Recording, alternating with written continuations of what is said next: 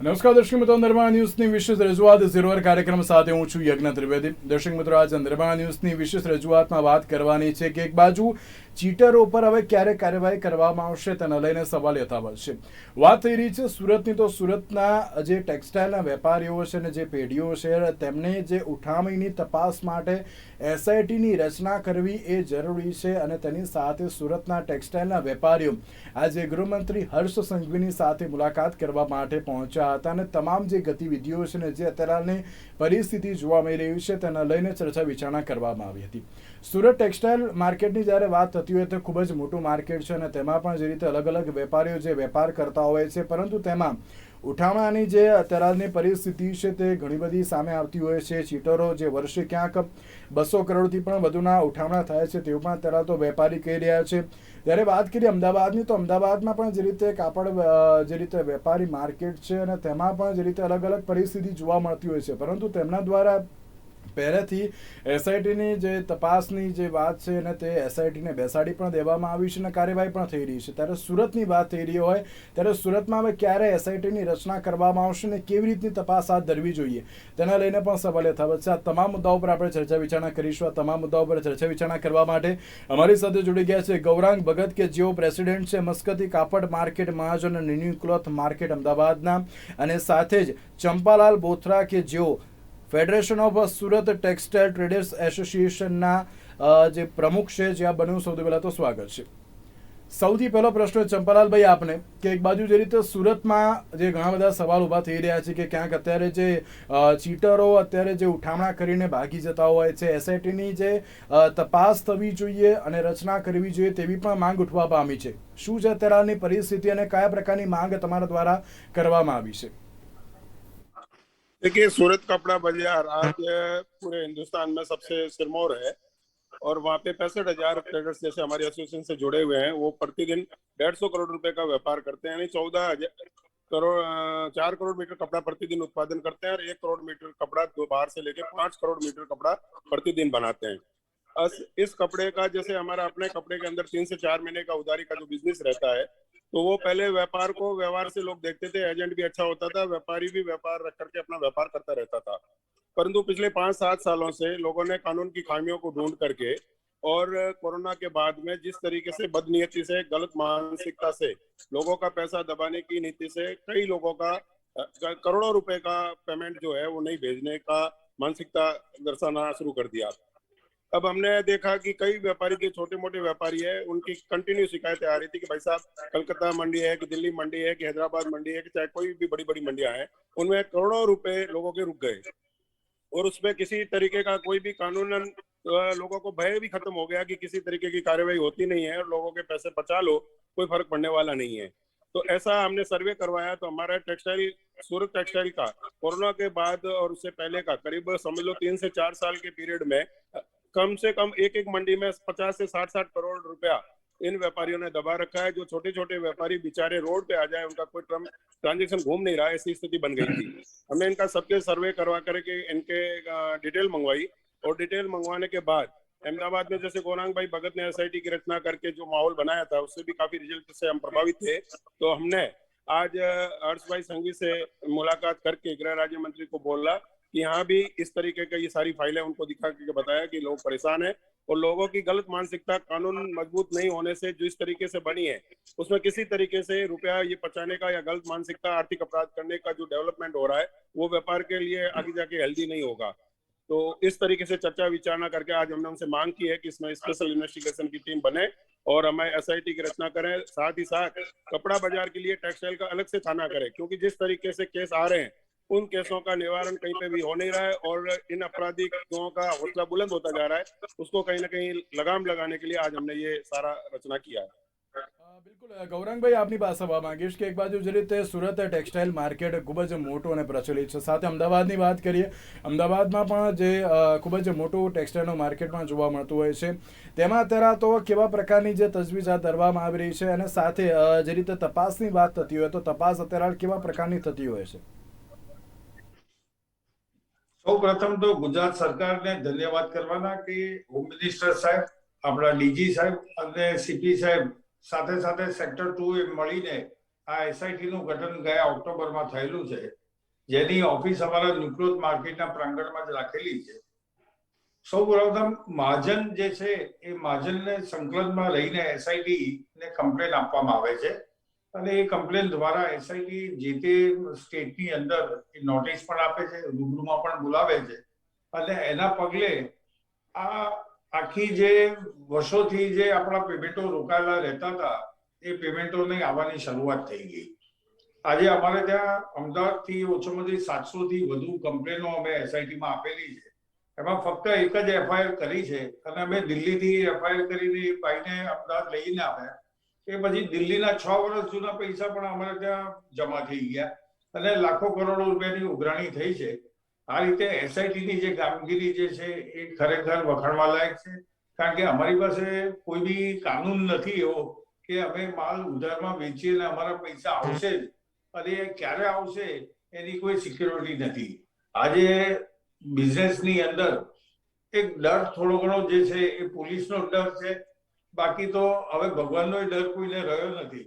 અને પૈસા જે છે એ પૈસા એક વખત જતા રહે છે, પછી 100 વર્ષ સુધી પેઢી હોય તો એને પણ નીચું જોવાનો વારો આવે છે. એટલે સરકારશ્રીને મારી તો વિનંતી છે કે આ એસઆઈટીની જે આપણે રચના કરી છે તો એનાથી વધુ એક સ્ટેપ આગળ વધીને જે ફોરવર્ડ ડેટેડના પોસ્ટ ડેટેડના ચેકો આપણે લઈએ છીએ ને એ ચેકો જે રિટર્ન થાય છે અને એ પછી 138 માં પણ વર્ષો લાગી જાય છે, તો એને તાત્કાલિક એને સ્પેશિયલ આપણે કોર્ટો એક્સ્ટ્રા કરીને એ ચેકો અગર ક્યાં તો રકમ જમા કરાવે અને જો રકમ જમા ના કરાવે તો એવા લોકોને જેલની સજા તાત્કાલિક કરાવવી જોઈએ. એવા કંઈક કાયદા બનાવવા જોઈએ જેથી ટ્રેડ મજબૂત થશે. સવાલ એ છે કે જ્યારે ચીટરો અત્યારે આ પ્રકારની ચીટિંગ કરતા હોય છે, કાયદા અત્યારે કેવા પ્રકારના છે? હિમાંશુભાઈ ઠક્કર આપણી સાથે જોડાયા છે, જેઓ એડવોકેટ છે. હિમાંશુભાઈ, સૌથી પહેલા તો આપનું સ્વાગત છે. હિમાંશુભાઈ, જ્યારે આપણે વાત થતી હોય તો જે રીતે ચીટરો અત્યારે આ પ્રકારની ચીટિંગ કરતા હોય છે અને અલગ અલગ પરિસ્થિતિ સામે આવતી હોય છે, અત્યારે હાલ કેવા પ્રકારના કાયદાઓ છે આ ચીટરોને પકડી પાડવા માટે? મેં ગૌરાંગભાઈ ભગતને પણ સાંભળ્યા, ચંપાલાલજી બોથરાને પણ સાંભળ્યા. હું એ બંનેની વાત સાથે સંમત છું ને એમને પણ કહ્યું કે જ્યારે લોકડાઉન થયું, કોરોના કાળ જ્યારે શરૂ થયો એ પહેલાંથી 3-4 વર્ષથી આવા બધા કિસ્સાઓ બહુ વધવા માંડ્યા છે. હવે જેમ ગૌરાંગભાઈએ વાત કરી કે એસઆઈટી સ્પેશિયલ ઇન્વેસ્ટિગેશન ટીમની રચના કરવામાં આવી છે આપણે ગુજરાતમાં અને અમદાવાદમાં ખાસ કરીને, અને એમના પૈસા દિલ્હીથી ને બધેથી આવવા માંડ્યા છે. હવે 138ની જે વાત કરી, નેગોશિયેબલ ઇન્સ્ટ્રુમેન્ટ એક્ટની, હવે 138માં સર્ટન પ્રોસિજર એવી છે કે તમારે પ્રોસિજર ફોલો કરવી પડે. તમે કોઈ પણ કાયદો હાથમાં લઈ ના શકો. બિલકુલ. એટલે તમારે એ પ્રોસિજર ફોલો કરવી પડે અને એમાં એટલી બધી લાંબી પ્રક્રિયા છે અને અત્યારે કેસોનો ભરાવો છેલ્લા લગભગ 1.5-2 વર્ષથી કોર્ટો બંધ રહી, એના કારણે કોર્ટમાં કેસોનો ભરાવો એટલો બધો વધી ગયો છે કે કોર્ટો 24 કલાક બી જો ચાલુ રાખવામાં આવે ને, જે પોસિબલ નથી, તો પણ આ કેસના ભરાવો છેલ્લા આવતા 10 વર્ષમાં પણ કદાચ પૂરો નહીં થઈ શકે. એક ફિગર એવું કહે છે કે ભારત દેશની જુદી જુદી અદાલતોમાં, નીચલી અદાલતથી મળીને સુપ્રીમ કોર્ટ સુધીમાં લગભગ 2 કે 3 વર્ષ પહેલા 3.5 કરોડ કેસો પેન્ડિંગ હતા. આજની પરિસ્થિતિ એવી છે છેલ્લા 2 વર્ષમાં એટલું બધું વધી ગયું કે 4 કરોડ ઉપરાંત કેસો થઈ ગયા છે. હવે હિમાંશુભાઈ, એવું કહી શકાય કે ક્યાંક અત્યારે લોકો ક્યાંક જે આ કેસ આવા બધા બનતા હોય છે અને લોકો ક્યાંક તેમની પાસે જવા માટે પણ અટકતા હોય છે કે ના, અમે અત્યારે કાર્યવાહીમાં એવું કંઈ માનતા નથી, જે થયું એ થવા દો એમ? ના, એવું નથી. કાયદાનો ડર તો દરેકને હોય છે. તમે જ્યારે કોર્ટમાં જ્યારે હું ફરિયાદીની વાત કરું કે જ્યારે ફરિયાદ કરવા માટે જતો હોય તે પણ અત્યારે ક્યાંક અચકાતો હોય તેવું લાગે છે? ના, ફરિયાદી એટલે આ પરિસ્થિતિનું જો નિર્માણ થયું છે એટલે ફરિયાદીને પણ એમ થાય કે હું ધારો કે કોર્ટમાં જઈશ તો મારે વકીલ રોકવા પડશે, સમયની બરબાદી થશે, કોર્ટમાં મારે હાજરી આપવી પડશે, ડોક્યુમેન્ટો અને બધોનો ખર્ચો થશે. એટલે અને સમય મર્યાદા તો સાહેબ આજે કોઈ તમે જુનિયર એડવોકેટને કે કોઈ પણ વેપારીને પૂછશો તો એ કહેશે કે કાયદાની પ્રક્રિયા એટલી બધી લાંબી છે. 138માં પણ આજે તમે કેસ દાખલ કરો તો કાયદામાં સમય મર્યાદામાં કેસ નક્કી કરવાનો કે એનું જજમેન્ટ આપવાનું ઠેરવવામાં આવેલું છે, પણ એ પોસિબલ જ નથી. એટલે જેમ ગૌરાંગભાઈએ વાત કરી કે 138માં હવે કાયદાનો કોઈને ડર નથી રહ્યો, કારણ કે 10 વર્ષે 5-7 વર્ષે 10 વર્ષે નિકાલ આવે, એની ઉપર અપીલ થાય. એટલે આ બધું જે સમયની બરબાદી થાય છે કે સમય ખેંચાય છે, એના લીધે ફરિયાદી પોતે ફ્રસ્ટ્રેટ થઈ જાય છે. અને અલ્ટિમેટલી એવું થાય છે કે ભાઈ જ્યારે હવે આવશે ત્યારે ઘણી વાર તો ફરિયાદીને એમ કે ભાઈ મારે 10 લાખ લેવાના છે, મને 2 લાખ આપને, હું છૂટો થઉં. બિલકુલ. એટલે આ રીતે એ સમાધાન કરે છે. એના કરતાં જે આ સીટનું પ્રોવિઝન સરકારે અમદાવાદના મસ્કતી કાપડ માર્કેટ અને ન્યુક્લોથ કાપડ માર્કેટમાં જે બેસાડ્યું છે, એવી જો એક પરિસ્થિતિ જો કરે તો કદાચ લોક અદાલત જેવું કામ કરીને પણ પોલીસને બેસાડીને કે કમિટીના મેમ્બરો જેમ કે દિલ્હી છે, કલકત્તા છે, કારણ કે અલ્ટિમેટલી પછી જ્યુરિસ્ડિક્શનનો સવાલ આવે છે. એટલે આ બધા ટેકનિકલ કારણોસર જે બધી ડિલે થાય છે અથવા તો પૈસા ડૂબી જાય છે. હવે આમાં મારે એક વસ્તુ બી કહેવી છે કે આપે જે ચીટર શબ્દ વાપર્યો એ દરેક વેપારીને લાગુ નથી પડતો. પરિસ્થિતિ આજે ખરાબ એવી થઈ ગઈ છે કે લોકડાઉનમાં જે વેપારીઓ હતા એ એમને જે આખો જે કાપડનો પ્રોસેસ છે એમાં ડાઈંગ છે અને પછી છાપવાનું છે ને ઘણી બધી પ્રક્રિયા એમાં સામેલ છે. હવે આમાં એક પણ પ્રક્રિયામાં જ્યારે કંઈક લેટ થાય કે ડિલે થાય તો આખી પ્રોસેસ બગડી જાય છે. એટલે આના લીધે શું થાય કે જેન્યુઇન વેપારીને પૈસા આલવા હોય પણ એની પાસે જો પૈસા ના આવે તો આપી શકતો નથી. હું એવું કહેવા નથી માંગતો કે બધા જ આમાં ચીટરો છે કે બધા જ આમાં, પણ જેન્યુઇનલી બી ઘણા વેપારીઓની પરિસ્થિતિ આ લોકડાઉનને કારણે બગડી ગઈ છે. એટલે અલ્ટિમેટલી એવું છે કે સરકાર જો સીટની રચના કરે, જેમ બોથરા સાહેબે કંઈ વાત કરી, તો સુરતમાં પણ જે આ પ્રોબ્લેમ છે તો અમદાવાદને જો આ લાગુ કર્યું છે તો સુરતમાં પણ આ લાગુ કરીને આનો તમે નિકાલ લાવો તો એ કાયદાની પ્રક્રિયા કરતાં કદાચ સહેલું અને જલ્દી બનશે. ઓકે ગૌરાંગભાઈ, આપની પાસે આવવા માંગીશ કે એક બાજુ જે રીતે સમાધાનકારી વલણને અત્યારે હાલ તો દરેક લોકો ક્યાંક વેપારીઓ પણ ક્યાંક અપનાવતા હોય છે કે જે રીતે 30% અત્યારે હાલ મારી પાસે છે તે અત્યારે હાલ લઈ લો ત્યાં અને પૂરું કરો, તે અત્યાર સુધી તો કેમ ચલાવવામાં આવ્યું? ક્યાંક એને લઈને પણ સવાલ યથાવત છે ને?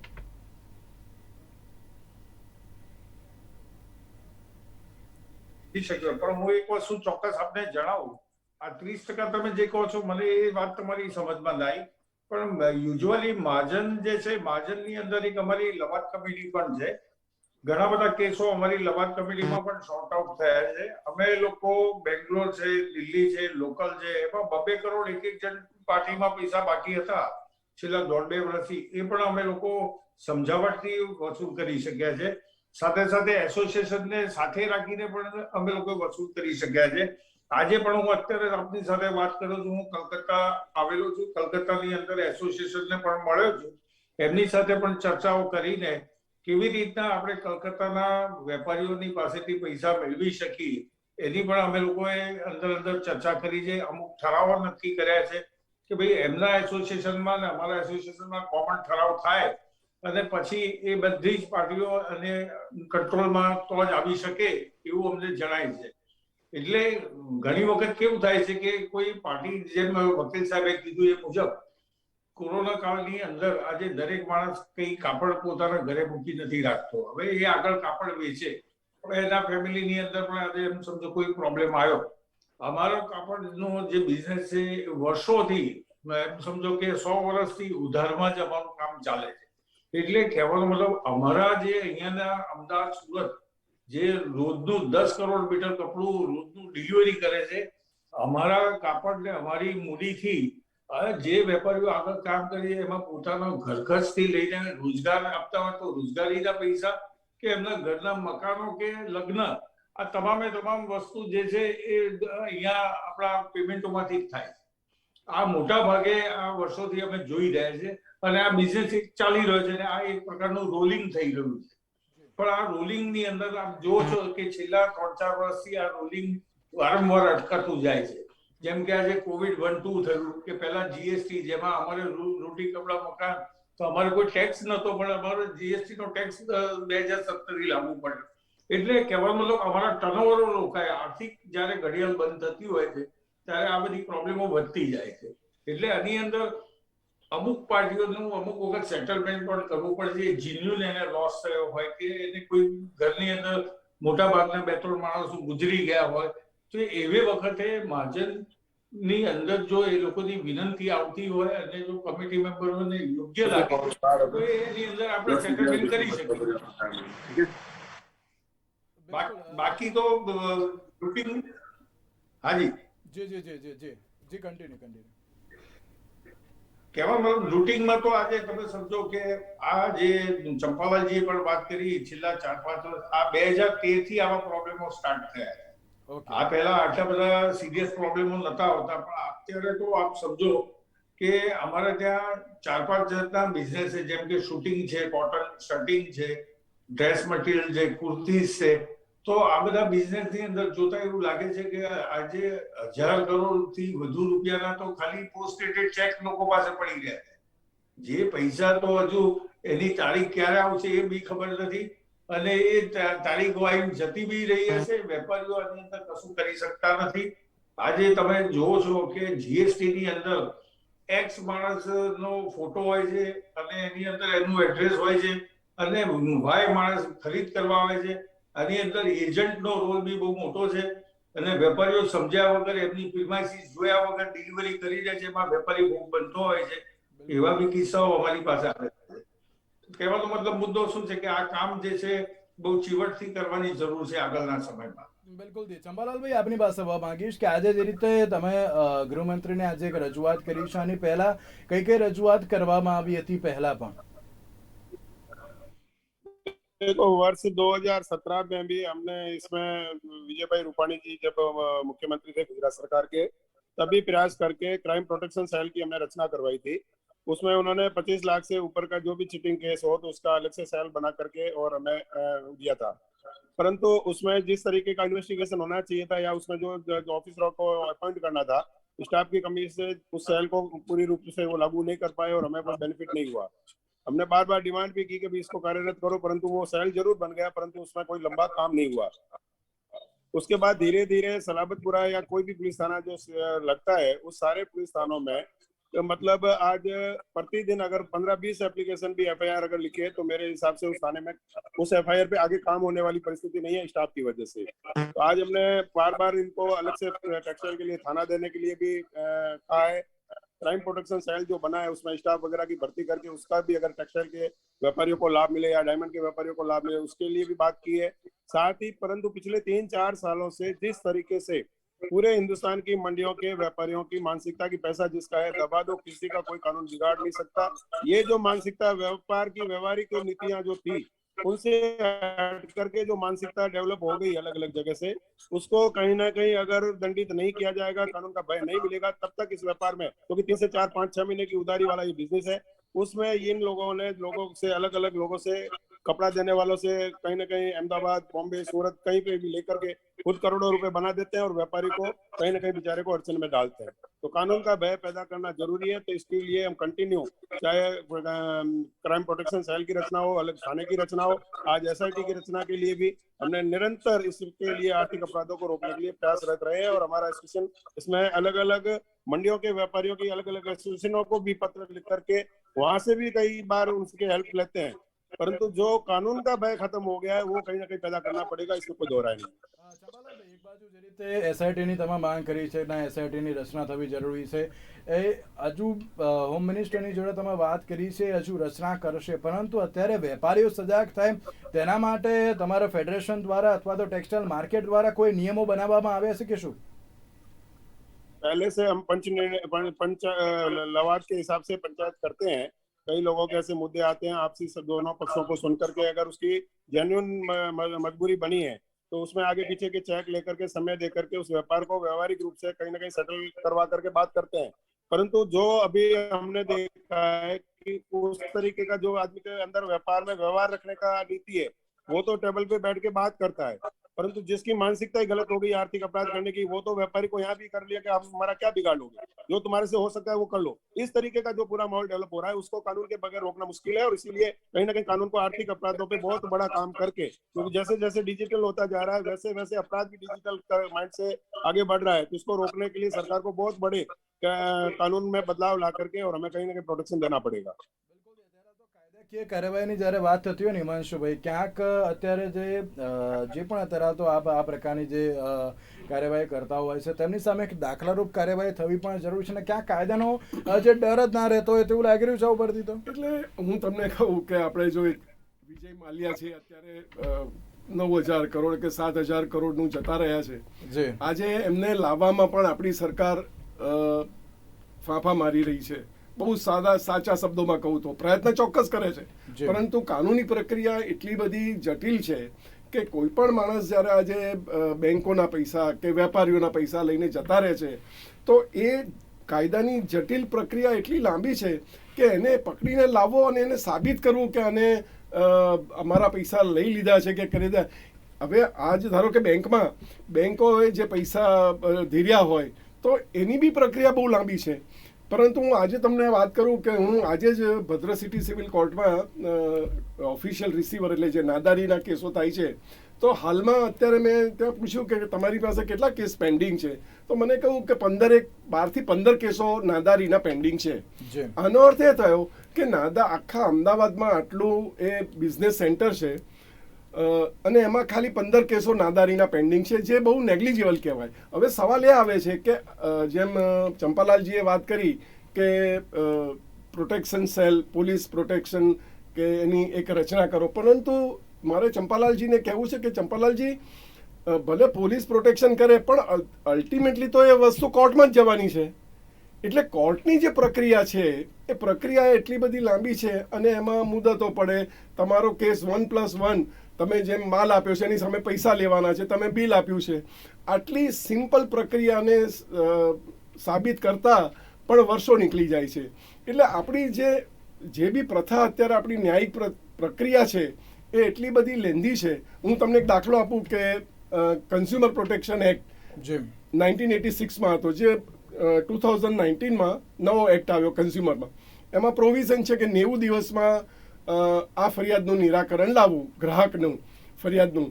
હવે સાહેબ 90 દિવસની તો વાત જવા દો, 2001માં જે ભૂકંપ આવેલો એમાં ખરાબ મટીરિયલો વાપર્યું હતું ને મકાનો પડી ગયા હતા, એના કેસો હજુ પણ નેશનલ કમિશનને એમાં પેન્ડિંગ છે. બિલકુલ. હવે આપ વિચાર કરો સાહેબ કે આ ન્યાયિક પ્રક્રિયામાં પ્રોવિઝન હોવા છતાં 90 દિવસમાં રિઝલ્ટ આપવું, જજમેન્ટ આપવું, એ પ્રોવિઝન હોવા છતાં આજે 2001ની મેટર પણ પેન્ડિંગ છે. એટલે આપ વિચાર કરો કે સિવિલ મેટર છે, આ ક્રિમિનલ મેટરમાં પણ એ સિવિલ નેચર છે કે ભાઈ મેં માલ આપ્યો છે અને મને પૈસા નથી આપ્યા અને આની સાથે ચીટિંગ થયું છે, જેમાં 420 અને બ્રીચ ઓફ ટ્રસ્ટ 406 આ બધી ફરિયાદો એટલી બધી પેન્ડિંગ છે આપણી નીચલી અદાલતોમાં. એના ઉપરથી પાછી અપીલમાં જાય, અપીલ ઉપરથી હાયર કોર્ટોમાં જાય. એટલે ખરેખર તો કાયદાનો જે ડર હોવો જોઈએ એ લોકોને જતો રહ્યો છે. એટલે આની પ્રક્રિયા કેટલી ઝડપથી બનાવવી એનું જે રસ્તો શોધવો કે નિરાકરણ લાવવું, એના માટે પગલાં ભરવાની જરૂર છે. અને મારે બીજું વેપારીને કે એમના જે હોદ્દેદારો છે એમને મારે એ કહેવું છે કે તમે જે પોલીસમાં ફરિયાદ આપી છે ને જો પોલીસ એક્શન ના લેતી હોય તો તમે કોર્ટમાં પણ જઈને આ ફરિયાદની કોપી આપી શકો છો. એટલે કોર્ટ ડાયરેક્ટ સમન્સ પણ ઇસ્યુ કરે. એટલે જો આપ એ રીતે તમારા સુરતમાં કે કરો તો પણ આનું એટલીસ્ટ ફરિયાદ તો દાખલ થઈ જશે. બિલકુલ. ગૌરાંગભાઈ, છેલ્લો હું આપણી પાસે એક છેલ્લો પ્રશ્ન ટૂંકમાં કહેજો. એક દાખલારૂપ કાર્યવાહી થવી એ જરૂરી હોય તેવું સ્પષ્ટપણે લાગી રહ્યું છે આ ઉપરથી. તો આમાં ચોક્કસ હું મારું મંતવ્ય એક જ છે કે કાયદો એવો બનાવવો જોઈએ જેથી કરીને આપણો વેપાર વધે અને સરકારને ટેક્સની સારામાં સારી કમાણી થાય. કારણ કે આજે આ તો ગાયને દોઈને કૂતરીને પીવડાવવા જેવું કામ થઈ રહ્યું છે. એટલે સરકારે કાયદો વધુ મજબૂત બનાવવો પડશે અને વેપારીઓના પૈસાની સિક્યોરિટી એના માટે આપણા મહાજનોએ બી ધ્યાન રાખવું પડશે. ઘણી વખત માણસો ઉઠી જાય છે ને પછી ફરીથી પાછા બેસી જાય છે, તો આવા પાર્ટીઓને બેસવા ના દેવા જોઈએ. એક વાત. અને બીજી વાત, અમુક ચોક્કસ ટોળકીઓ છે જે બેંગ્લોર, સુરત, અમદાવાદ, બોમ્બેમાં ઘણા વર્ષોથી કરી રહ્યા છે. એ લોકો શરૂઆતમાં રોકડા રૂપિયા આપીને લોકોને લોભામણા બનાવે છે, ત્યારબાદ ઉધારમાં લાખો કરોડ રૂપિયાનો માલ લઈને જતા રહે છે. છેલ્લે એમના ગામડામાં બી અમે તપાસ કરવા જઈએ તો હવે ત્યાંની પોલીસ અમને સપોર્ટ કરતી નથી. 138 ના સમન્સો કોર્ટના જે છે આઉટ સ્ટેટમાં જઈએ છે તો એ પણ અમને કોઈ ત્યાંની પોલીસ સપોર્ટ કરતી નથી. એટલે આ બધી જ વસ્તુ સરકારશ્રીએ ધ્યાનમાં લેવાની જરૂર છે અને એની અંદર કાયદાને વધુ મજબૂત બનાવવાની જરૂર છે. બિલકુલ, એક બાજુ જે રીતે અત્યારે તો કરોડોના જે ઉઠામણા અત્યારે સામે આવતા હોય છે, પરંતુ તેની સાથે હવે કેવા પ્રકારની જે હવે કાર્યવાહી કરવામાં આવશે, કાયદાકીય કાર્યવાહી કેવા પ્રકારની કરવામાં આવશે, અને સાથે જે અત્યારની પરિસ્થિતિ જે જોવા મળી રહી છે ને તેમાં એસઆઈટીની રચના કરવાની જે માંગ અત્યારે સુરતના ટેક્સટાઇલ જે બજારના જે અત્યારે વેપારીઓ છે તેમના દ્વારા કરવામાં આવી છે, તો હવે તે કેવી કાર્યવાહી કરવામાં આવશે તે તો જોવા જોઈએ. તેની સાથે ગૌરાંગભાઈ, હિમાંશુભાઈ અને ચંપાલાલજી, આ ત્રણનો આભાર અમારી સાથે ચર્ચા વિચારણામાં જોડાવા. Thank you. તો આજની આ વિશેષ રજૂઆતમાં બસ રજા આપશો. નમસ્કાર.